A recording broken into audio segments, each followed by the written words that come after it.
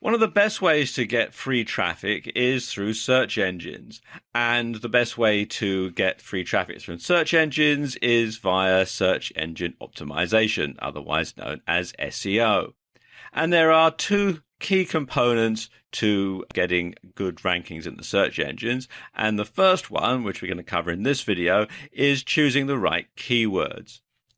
Because you see, keywords are the most important part of your site as far as the search engines are concerned.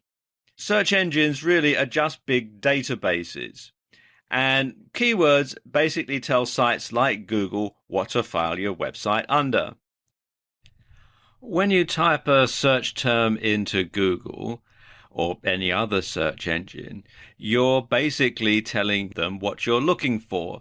And so unless they have the keywords, unless they know what the website's all about, then they won't be able to find it for you.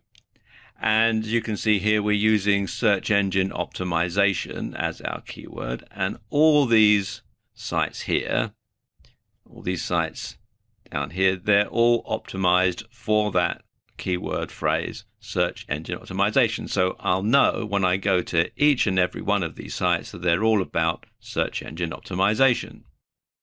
And that's why using the right keywords is so important, because without them, search engines won't know how to index your site.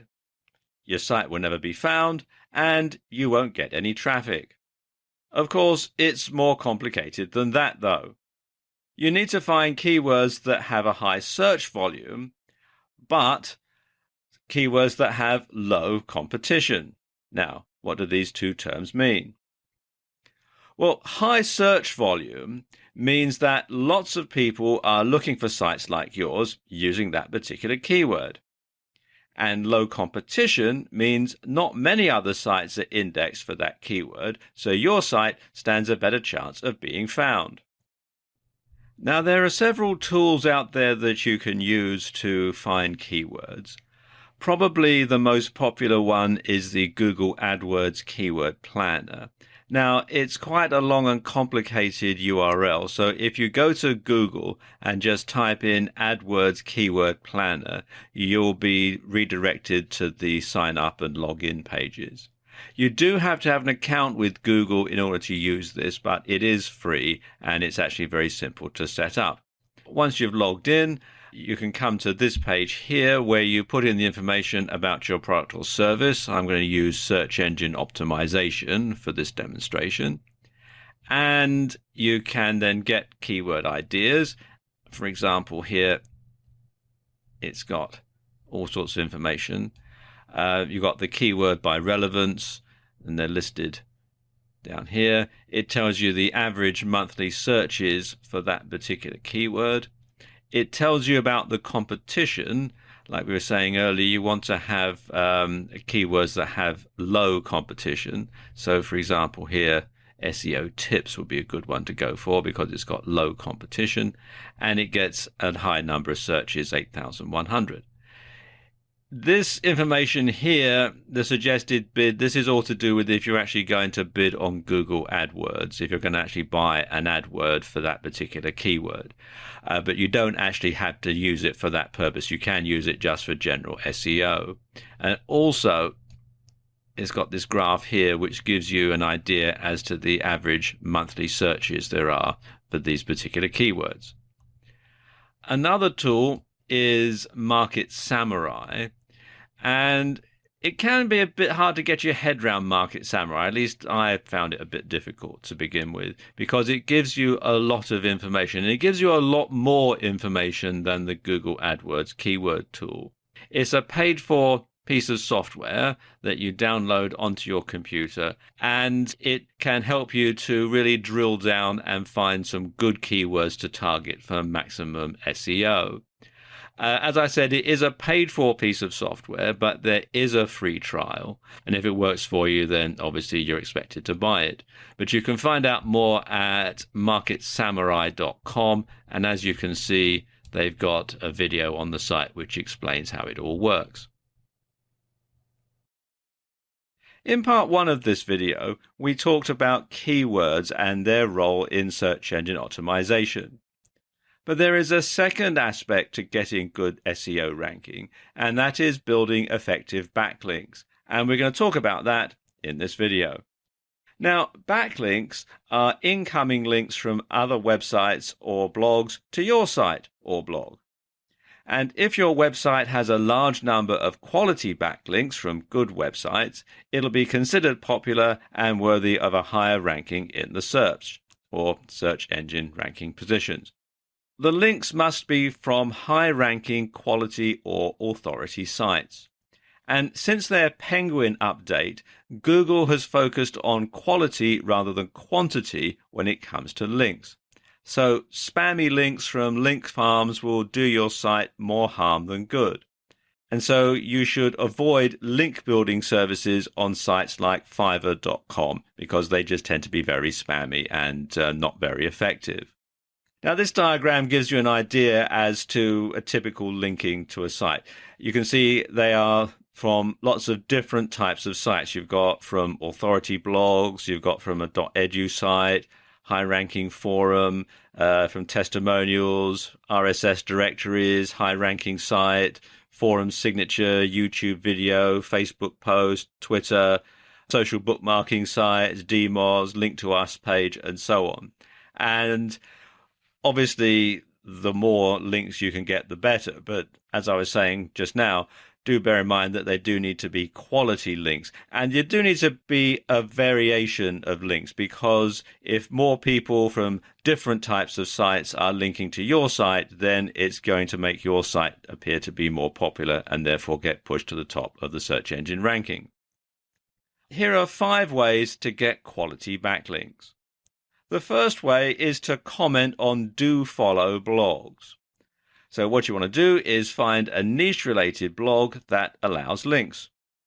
You want to write an informative, keyword-rich comment and include your link. You want to be sure to include useful information in your comment. Useful information that readers of the blog, and more particularly the blog owner, is going to feel adds something to the content. And the blog owner will no doubt appreciate that and is going to be more likely to leave your link in place.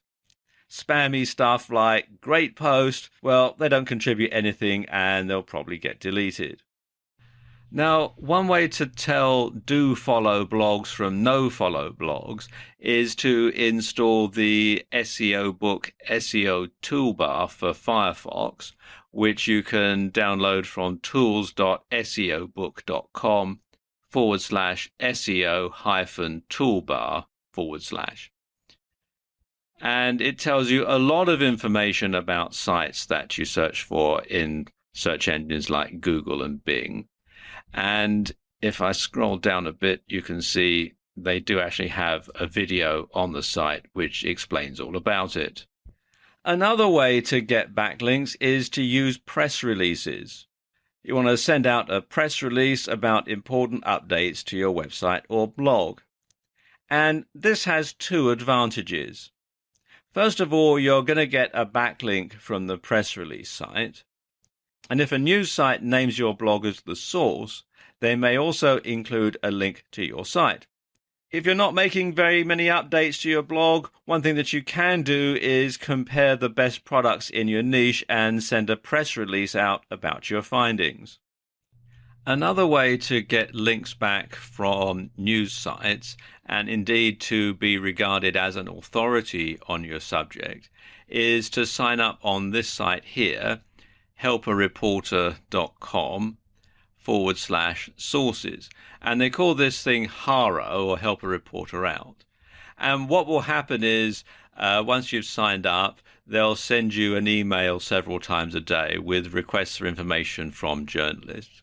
You can then pitch your site or yourself as a source. If you're chosen, then they will either cite your website as a source, or they might interview you. And when the story gets published, there'll be a link back to your website as the source. A very simple way to get backlinks is to simply ask people to link to you. Have a link to us or spread the word page on your blog and ask readers to link to you. You want to make it easy for them by providing the direct HTML code and your desired anchor text, and it should look something like this.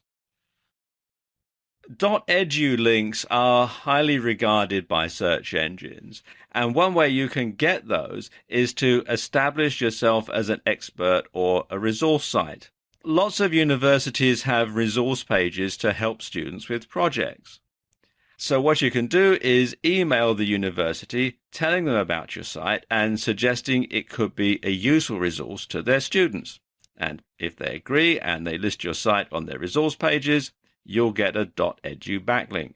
One way to find them is to do searches like this in Google. Enter site:.edu followed by your keyword, or your keyword plus resources, or your keyword plus in URL : links, or your keyword plus other sites. And that will give you some resources to go through. And then you just simply contact the university and ask them, as I just discussed.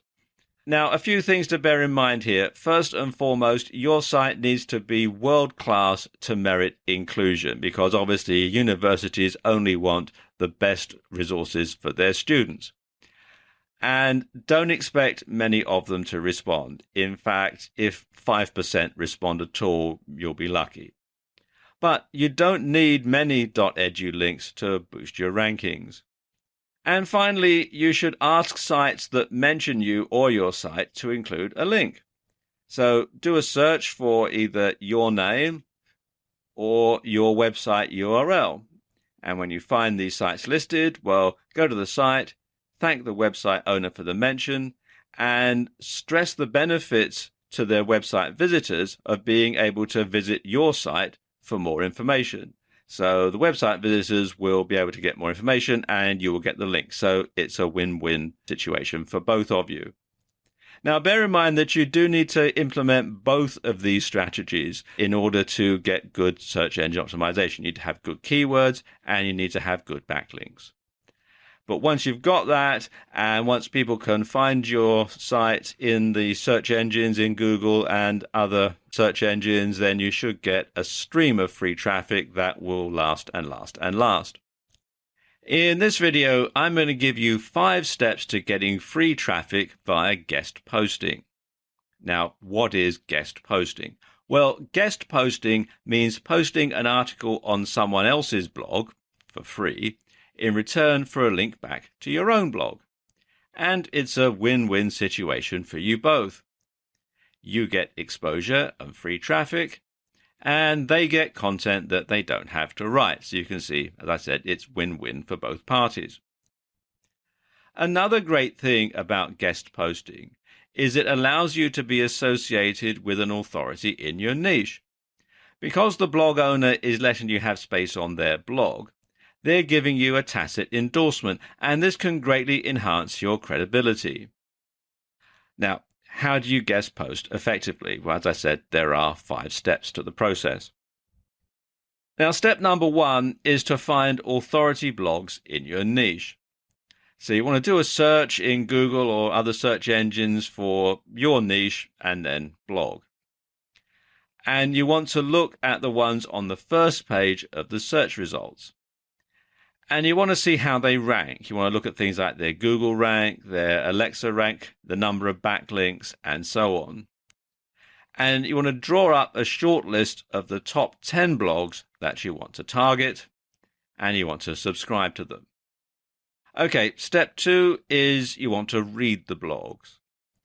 So you want to read everything that they've got on the site. You want to go back to the earliest post possible, and you want to look at what's being covered. You also want to look for what's not being covered, because obviously these are the sort of subjects that you're going to want to suggest to the blog owner.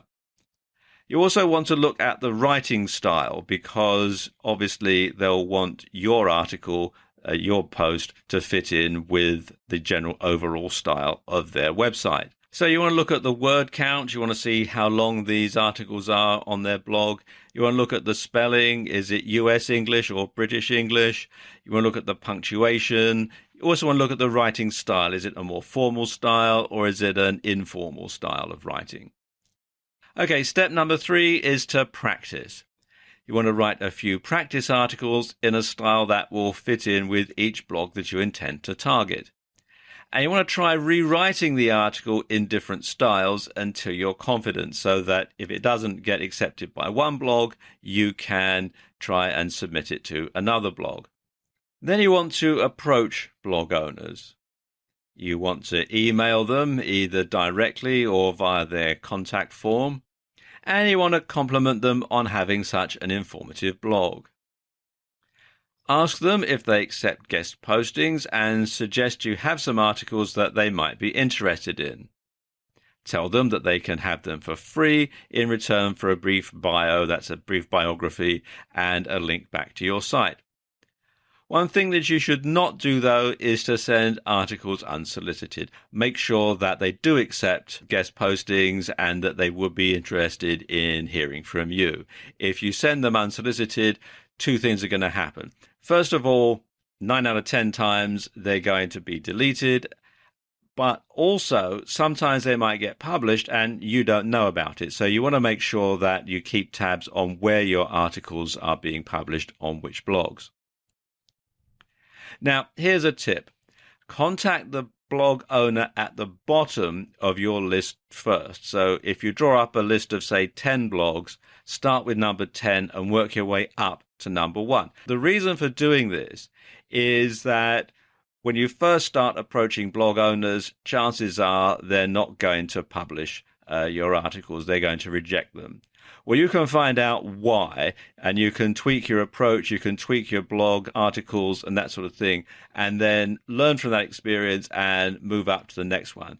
And so by the time you actually get to the person at the top of your list, you stand a much higher chance of being accepted because you've got the experience of submitting them to other blogs. Okay, step number 5 is to send the article. So once the blog owner has said, yes, I accept guest postings, send something to me, send them the article then. You want to make sure that it's not been posted on any other blog before, because if it's duplicate content, it will get penalized. And if it does get accepted, then don't publish it on any other blog, including your own. And if the owner rejects the article, then find out why. Ask for some constructive criticism or feedback from the owner. Now, if the owner does publish the article, first of all, you want to thank them. You also want to share details about the article and about the blog that you're posting it on social media. So write something about it on your Facebook page, tweet it to your Twitter followers, and so on. You also want to stick around to answer any comments that there may be on the article. And you can also offer to reciprocate and publish an article on your own blog. So there you go, 5 steps to getting free traffic via guest posting. In this video, I'm going to give you some tips for getting quick and easy traffic via YouTube. Now, YouTube is the second most popular search engine on the web, right after Google, which happens to own YouTube. And top-ranked videos on YouTube often get shown on the first page of Google. So you can jump through a lot of different hoops in one go and get straight onto the first page of Google with a highly ranked YouTube video. And the good news is, it's easier to get ranked on YouTube because there's less competition. And this is YouTube, which you'll find here at youtube.com. And before you can upload videos to the site, you will have to open an account, but it is all free. If you've got an account with Google, if you've got a Gmail account or anything like that, you'll automatically be assigned a YouTube account. Okay, let's put together a YouTube traffic plan. First thing you want to do is open a YouTube account and set up a channel. Your channel name should, of course, incorporate at least 2 keywords or be your business name. That way it can be referenced back to who you are or what you do. Then you want to write a video script, and it's very important that you actually write this out. I'll explain why in a moment. But it should be keyword rich, and it should be in a conversational style. And you should practice reading it. You should practice reading it aloud, and you should practice reading it in front of a mirror if you're going to be appearing on camera, so that you can get the delivery absolutely perfect. Now, there are two types of video that you can make. There are ones where you appear on camera, and there are also videos that are just graphics and audio. These are sometimes known as PowerPoint and Camtasia videos after the types of software that's involved. And this type of video is a PowerPoint and Camtasia video. Now, I don't have time to go into the mechanics of video making in this video because it is quite a complicated subject, but there are lots of videos on YouTube that can help point you in the right direction. What I can tell you, though, is that there are a few tools that you're going to need in order to make an effective video. First thing you're going to need, if you're going to appear in the video, that is a video camera, and you can usually pick up a good one on eBay. If you're going to do this, do make sure that you get a video camera that has an external microphone socket, because the microphones that come built into video cameras tend to be good for sort of ambient sounds. But when you're trying to record someone who's speaking to camera, they can sound a bit boxy. So when you have a microphone socket and you can plug in a separate microphone, a lavalier microphone or a lapel mic or a tie mic, or even have a desk-mounted microphone, then you can get a much better sound. You can also use a cell phone if you've got one that does video, but again, you want to make sure that you can plug in an external microphone. And eBay is a very good place to look for both of these items. You're going to need some software to create your video. In particular, you're going to need some software to edit it. And a good site to look for this on is freeserifsoftware.com, where you can get software from Serif. Two packages that I recommend are, first of all, Serif Movie Plus, which you can download from here to edit your video, and also Draw Plus for graphics. If you're going to have some graphics in your video that you want to create from scratch, then Draw Plus is a very simple and easy to use program that will enable you to do that. If you're going to make a PowerPoint and Camtasia video and you don't have PowerPoint on your computer, then a good alternative can be found with the LibreOffice suite, which you can download for free from LibreOffice.org. And that's what I use to make the graphic slides in this video. To record it, you can use Camtasia, and again, that's what I'm using to make this video. And you can download it from this site here, techsmith.com/camtasia.html. Now, Camtasia is not free software, and it is quite expensive, but it's well worth the investment. And you can get a free trial version. So what you can do is download the free trial, use it to make your video, and you'll probably generate some income from your website that you can then use to pay for the full version of Camtasia. If you don't want to do that, if you want a free version, then a good free alternative is Cam Studio, which you can find here at camstudio.org. And it is open source software, and you can download it for free. It doesn't come with the editing capabilities that Camtasia does. So if you do use this, then you will need to get probably Serif Movie Plus to edit it properly. Whichever type of video you choose to make, you must make sure that it's in a format and size that YouTube will accept. Now, at the time that I'm making this video, their recommended settings are an MP4 file at 1280 by 720 pixels at 30 frames per second. The audio should be in stereo with a sample rate of 96 kilohertz or 48 kilohertz.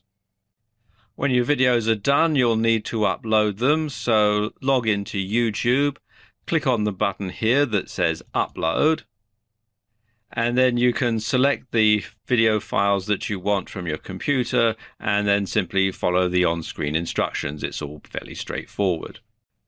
You also want to upload your script as a text file and sync it with the captions. That's why I said it's so important that you do actually write it all down, because that way the keywords will get indexed and your YouTube video will be much more likely to show up.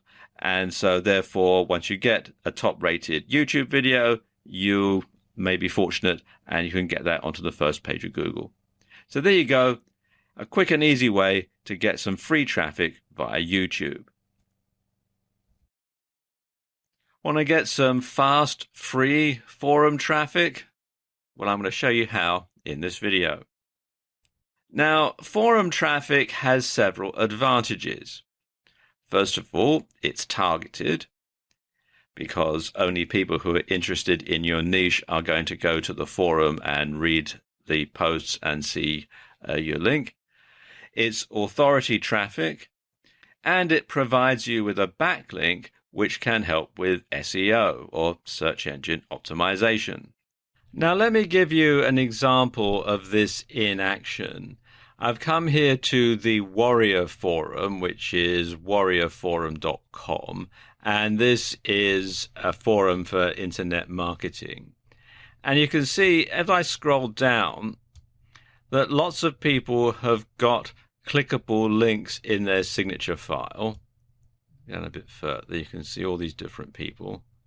Some just had the link, some have other stuff written next to it here, and so on. Let me go a bit further down. You can see lots of different people here.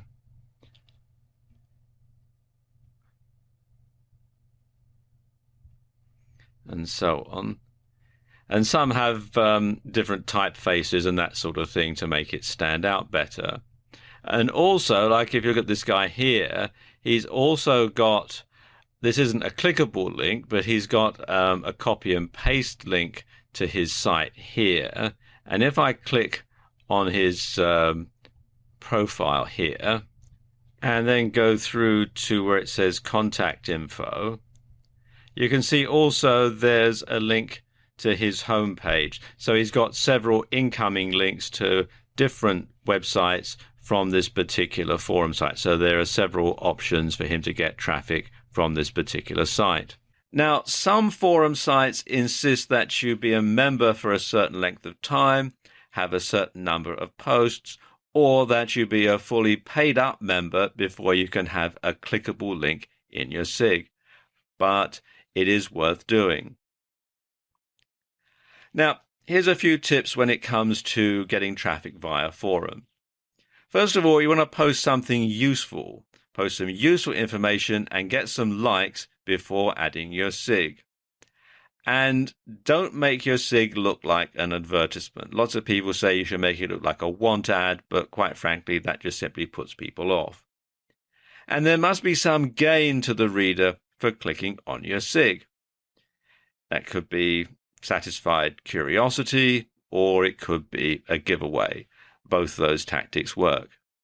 And of course, you should always check the forum rules when it comes to signature files, because they do vary from forum to forum, and if you fall foul of them, you might find yourself banned from the forum. And don't expect a lot of traffic from forums, but the forum traffic that you get will be very beneficial and it will be targeted. So there you go, a brief overview to getting fast, free forum traffic. In this video, I'm going to talk about getting traffic from Craigslist and other ad sites. Now, this doesn't work as well as it used to a few years ago. However, it's not as washed up as some people might have you believe. Traffic from these sites has three advantages. First of all, it's targeted traffic. The ads get indexed regularly, so they show up in Google rankings and other search engines.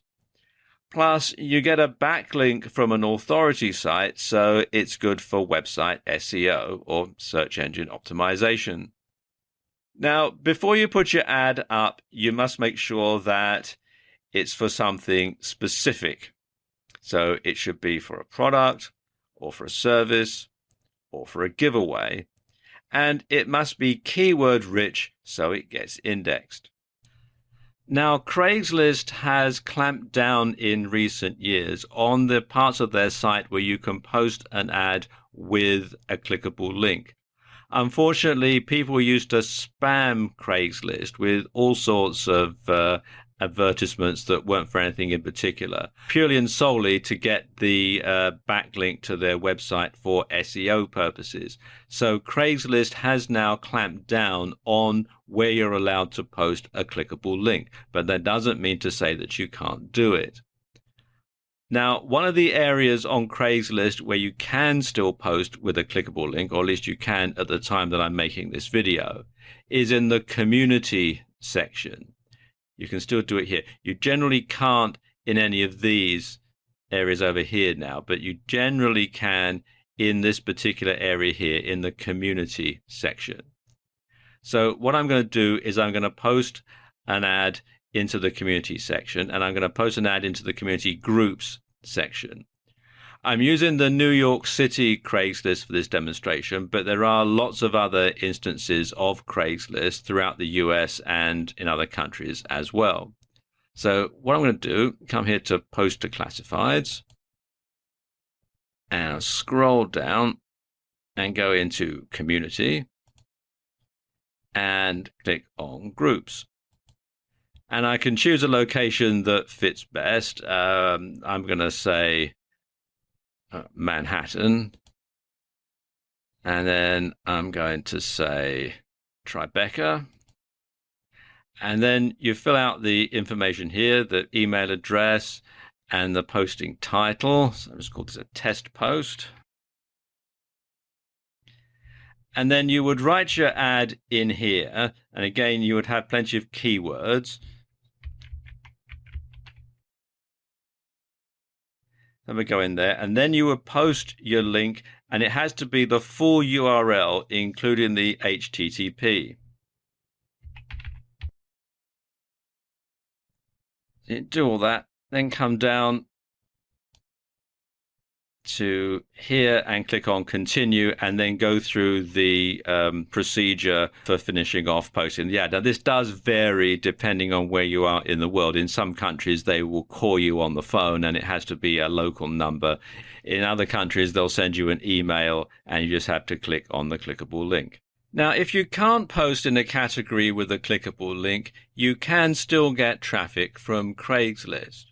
What you need to do is just include your website address at the top and bottom of your ad. And you want to have it on a separate line so that it really stands out. And people can then copy and paste the link into their web browsers if they want more information.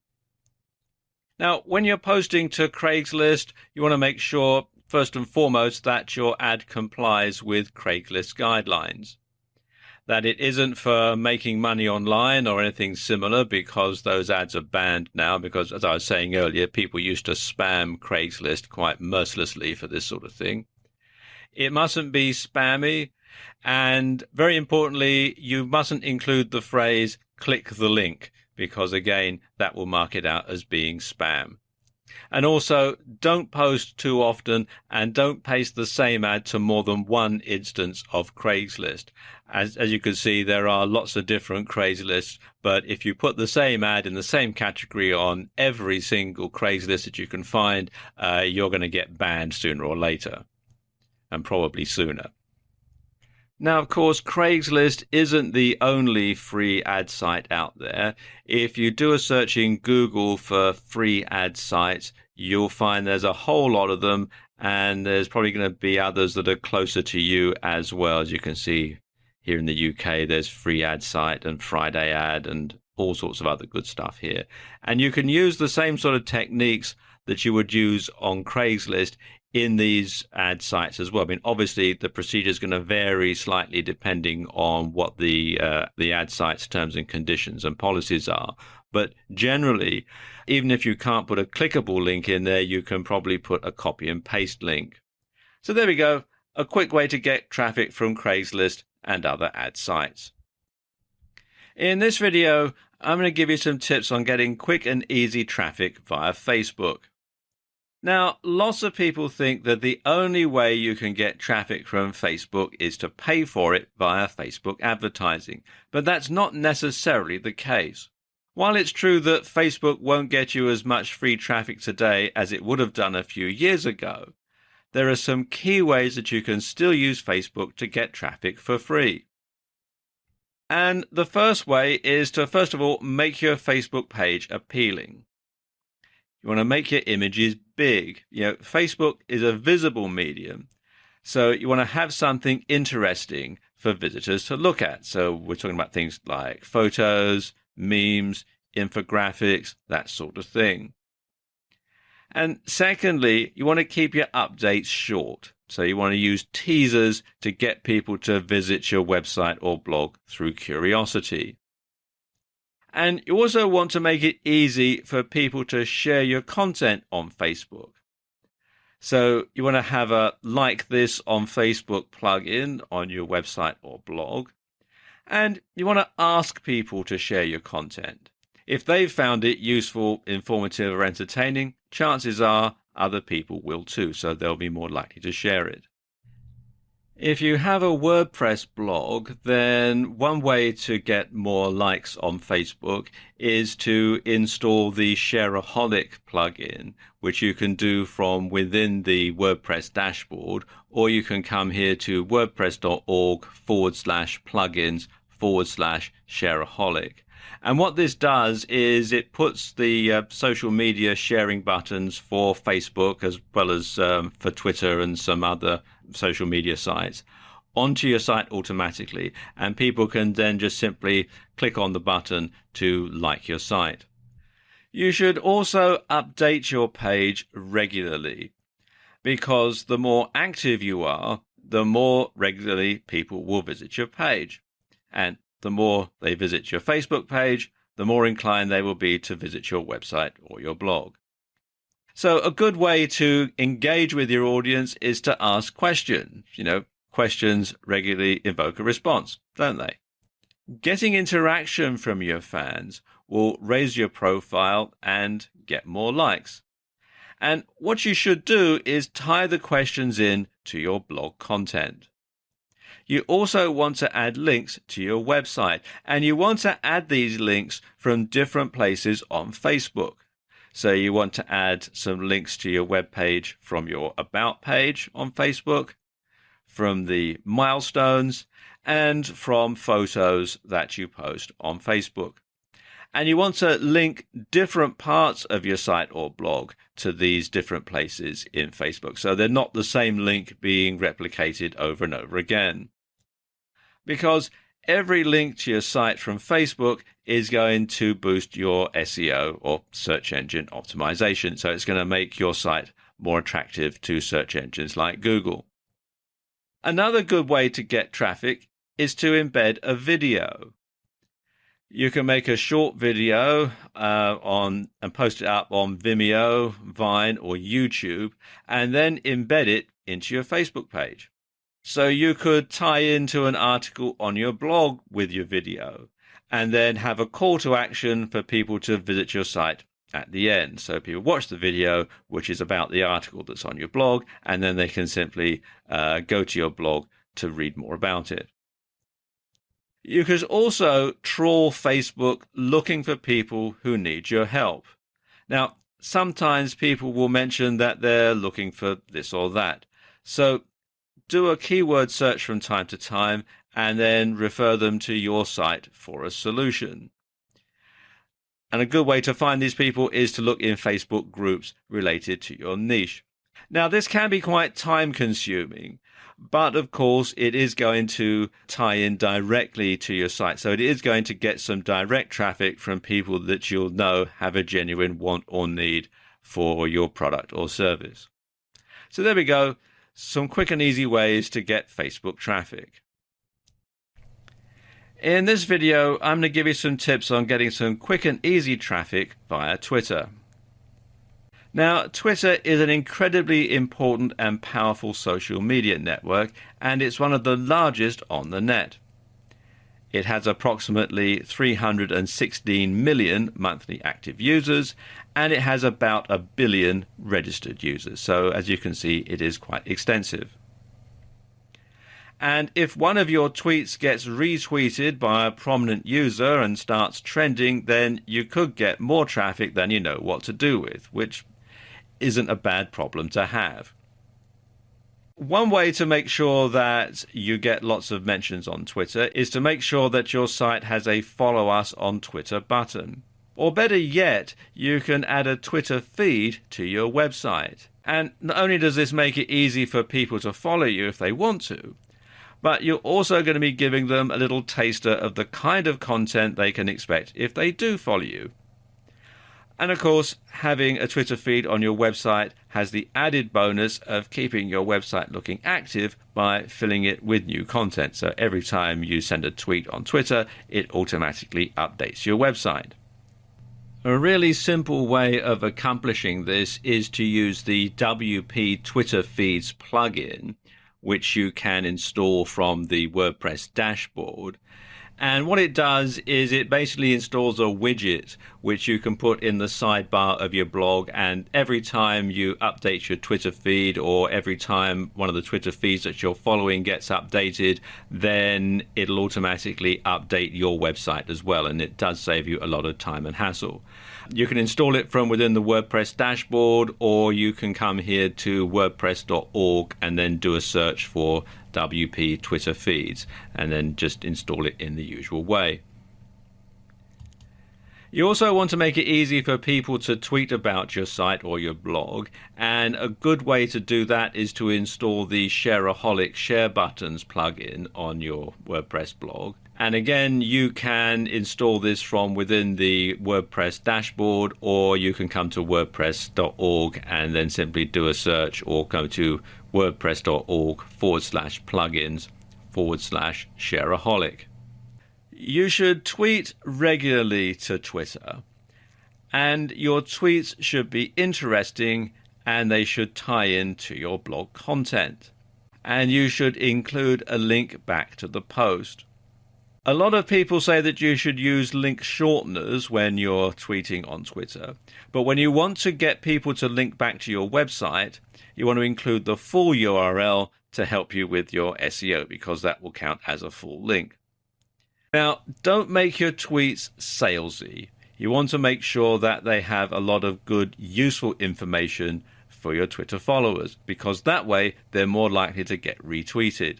So, what do I mean? Well, let's say you have a weight loss blog where you review different weight loss products and then sell them as an affiliate. Let's look at a bad example of a bad tweet. You could say something like, "Get ready for summer with this cool diet aid," and then you've got the URL, #supplements, #fitness, #fat burning. Well, that's very salesy, and people know that if they click on the link and go to your blog, they're just going to get a sales pitch, something that they don't really want. People don't like to be sold to. They like to have information so that they can make an informed decision, but something that's a blatant sales pitch is going to get ignored. So how can you change that? Well, let's take a look at this other example here. You could tweet something like, "This could certainly help me lose my spare tire if this works on humans." And then the URL, #supplements, #fitness, #fat burning. Well, that invokes people's curiosity. People are going to think, if what works on humans? And they might be more inclined to click the article link just out of curiosity, and then they can read the article, and it should be an informative article, not a sales page, and then they may well buy the affiliate product. Another way to get traffic is to retweet tweets from other users that are relevant to your niche, because then that keeps your Twitter feed full of lots of different information. And of course, if you retweet people's tweets, they may well reciprocate and retweet your tweets. Something else that you can do is to use automated tools to keep your Twitter feed active. Now, one way you can really save time when you're updating Twitter is to automate it using a service like Buffer. And what Buffer does is it lets you write a whole bunch of tweets in one go. So whenever you have the time, you can sit down and you can write a whole bunch of tweets ahead of time. And then Buffer will schedule them to be tweeted to your Twitter account at predefined intervals. So you don't have to do your Twitter tweeting in the here and now. You can actually plan it ahead of time and then slowly have the tweets posted automatically so that you don't have to devote a lot of time to Twitter. You can sort of schedule your time much more efficiently. And you can find out more about it at buffer.com. Bear in mind that Twitter works best and generates the most traffic when it's used in conjunction with other social media as part of a larger campaign. In this video, I want to give you an overview about how you go about getting free traffic via Instagram and Pinterest. Now let's talk about Instagram. Instagram is a social network that revolves around pictures. And it's about being personal and keeping people up to date with your activities. And it uses hashtags in a similar way to Twitter. Now let's look at Pinterest. With Pinterest, you create mood boards from a collection of images. And you can share these boards with the world, or you can keep them private. There are a number of similarities between the two applications. First of all, they're both smartphone apps. They both revolve around images. They both can be used to drive traffic to your site for free. They're both good for businesses that focus on the visual or creative side of the web. They're both more popular with women than they are with men. And they're both more for building your brand rather than from direct sales, although you can make some direct sales from Pinterest. Okay, let's talk about Instagram. Instagram is all about sharing pictures, so it's imperative that you learn how to take good photos.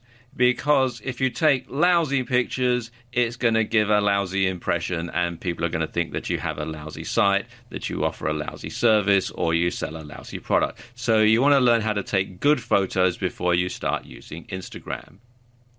Now, the objective on Instagram is to allow your fans and followers a glimpse into your lifestyle so that they can feel like they know you. And this will build your brand loyalty and your authority. And it's going to make you more likable. And that's going to increase the chance that someone will visit your website through curiosity and ultimately buy something from you. And while the objective here is to provide an honest insight into your lifestyle, though, remember that you also want to appear to be knowledgeable. And if you're promoting a certain lifestyle or a product, then you want to imply that this actually works. Now, Pinterest works in a slightly different way insofar as you're going to use your images together rather than separately. And a lot of people will use Pinterest primarily for researching ideas and getting inspiration. So if they enjoy interior design, graphic design, fashion or fitness, it's likely that they'll have lots of boards relating to that topic.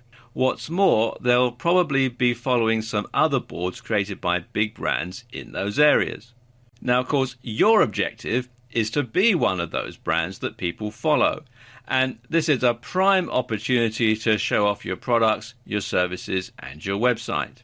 You shouldn't be too salesy on Pinterest. Like with Instagram, you want to arouse people's curiosity. And you want to vary the types of images and materials that you post on your Pinterest board. Now, there are some key things that you should do on both platforms. First of all, you should post regularly and make sure that you keep posting on a regular basis. You don't want to allow these to go dead. You want to use hashtags wisely, especially on Instagram. It uses the same type of hashtags as they do on Twitter. You want to interact with other users. After all, they are both social networks, and getting people to visit either your Instagram feed or your Pinterest boards has a lot to do with how popular you are on the site, how you put yourself out there. You want to link to your website from both Pinterest and Instagram.